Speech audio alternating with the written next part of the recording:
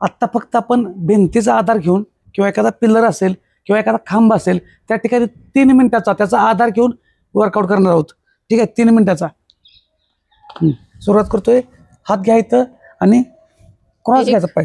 2 3 4 5 6 7 8 9 तुम्हाला कुठेही 10 आधार धरायला फक्त आधार झाला की झालं. 8 7 6 5 4 3 2 1. आता काय करायचं बघा. एक हात शोल्डरच्या तिरकावरती घ्यायचा. सिंगल हातावरती थोडा प्रेस करायचा, त्याशिवाय तुम्हाला पुशअप्स येणार नाहीत. ठीक आहे, एक हात खाली. 1 हा एकाच हातावर ताण पडणार आहे. 2 3 पडायची भीती नाही. आपण भिंतीला करतोय किंवा पिलर म्हणा. 6 जे नवीन आहे त्यांनी कमी करा. 7 एकाच हातावर ताण पडतोय. हा फक्त खालचा आधाराला घेतलाय. 9 पहिल्यांदा नवीन असल्यामुळं 10. आता उलटा. हा हात वर, हा हात खाली. 1 एकाच हातावर ताण पडेल.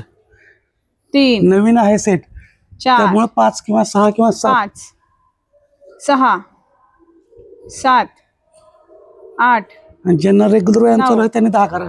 10. आता बघा, हात उलटा करायचा आहे. हात बघा उलटा करतोय म्हणजे ह्या हाताचं पण स्ट्रेचिंग होणार आहे, हाताचं स्ट्रेचिंग होणार आहे. आणि मग पाय आपण 1 2 3 4 5 6 7 8 9 एकदम सोपं सोपे व्यायाम 10 आहेत. 10 9 8 7 6 5 4 फक्त 3 मिनिटाचा व्यायाम करतो आपण. 2 1. आता हात खाली घेतोय आपण, पाठीमाग सरतोय, दोन्ही हातावरती 1 पुशअप. 2 हात खाली घेतलाय मी. 3 4 5 6 7 8 नवीन असाल तर 5 9 6 किंवा 7. 10. ओके. आता बघा हात इथंच नॉर्मल, फक्त रनिंग 30 काउंट. 1 2 3 4 5 6 7 8 9 10 10 9 8 7 6 5 4 3 2 1 1. पळा येत नसेल तर फक्त चाला. 4 5 6 7 8 9 10. एकदम सोपे सोपे व्यायाम आहेत. तुम्ही जेवढ्या लहान लहान ऍक्टिव्हिटी कराल त्याचा इफेक्ट भरपूर आहे. दिसताना लहान दिसल पण इफेक्ट भरपूर आहे.